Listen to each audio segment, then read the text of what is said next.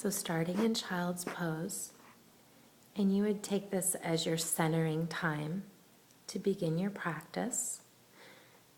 And I really like to take poses like this for about 5 breaths. So let's just say this is the top of your 5th breath, and now rise up onto your hands and knees. You'll bring your knees hip-width distance apart, and just take a couple passes through cat and cow. It's not extremely important, but cat, I usually exhale, good, as you round through your spine, and then inhale, release your belly and look forward for cow. It's okay if you get those two mixed up. Exhale, round your spine, squeeze your belly button in towards your spine, and release. Inhale, looking forward, maybe even taking your gaze a little bit up towards the point where the wall and the ceiling meet. Good. Exhale, round up. And then leveling off to neutral place. Come on through, Josh, you're fine. You're going to curl your toes underneath and move into downward facing dog, lifting your hips. And really pressing the weight back into your legs. And like we discovered before, because your heels touch so naturally on the mat, I think you can even step your feet back just a teeny bit more. That's right, and lengthen.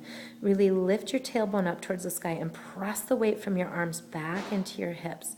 Press back towards the wall behind you so you feel your thigh bone stretching to the wall behind you. Good. This is another pose where you would spend 5 breaths. Be sure to really press down into the bones and the knuckles of your hands so the weight doesn't go into your wrists. Good. We'll say this is the top of your 5th breath. Give an easy bend of your knees and begin to walk your feet up towards your hands, hanging in a forward fold or forward bend. Bend your knees as much as you'd like to feel your abdomen on your thighs, and continue to let your head relax down towards the mat. Very good. Inhaling and exhaling. And then after you've had your 5 breaths here, you bend your knees just a bit more and walk your hands up your legs to rise to stand. No rush to come up to a standing position. Head will be the last thing to come up as you rise up. And you don't even have to take the hands up if you just like to roll up, whatever feels good and natural. Now rolling your shoulders back and down. Good, making space, come back and down. One more time, back and down. Beautiful. Palms forward, your best posture that you can. This is called mountain pose. Inhale your arms up overhead. Reach long, hands stretch up overhead. Spread your fingers wide, activate with a lot of energy. And then bringing your hands through heart center, bow forward. Release, down towards the ground.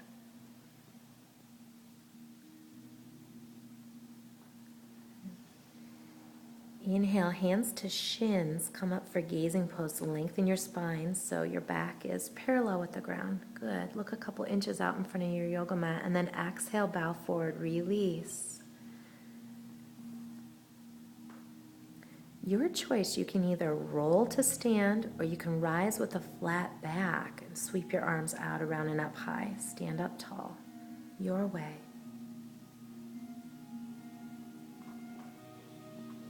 Exhale, hands through your heart center. And pause here with your hands at your heart. Release. Good. One breath in. And one breath out, hands at the sides.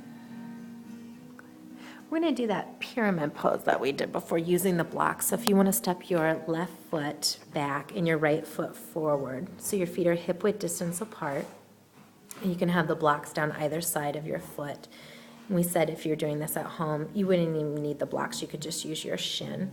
Bring your hands under your hips and really lift your chest tall. And then exhale, begin to bow forward. Hinge at your hips, straight back, and then release down towards the ground. You can stretch your hands down towards your feet or the blocks. If you want to reach for those blocks, you can pull them back. Or I kind of like where you are right now. Let your head fully go. Good. It's okay to have a micro bend in that front knee if you want or need it. This is working a little bit of balance and a lot of stretching for your hamstring, the back part of your leg. Take one more big breath in. Exhale. Bend your knee generously. Bring one hand onto your thigh, other hand onto your thigh, and roll up to stand. Same thing, second side. Step your back foot up towards your front foot. Switch sides. Good. Hands on your hips. Lift your chest tall. Big breath in, and then hinge at your hips. Bow forward. Release. Hands stretch down towards your yoga mat, down towards your feet. Let the head go. Beautiful.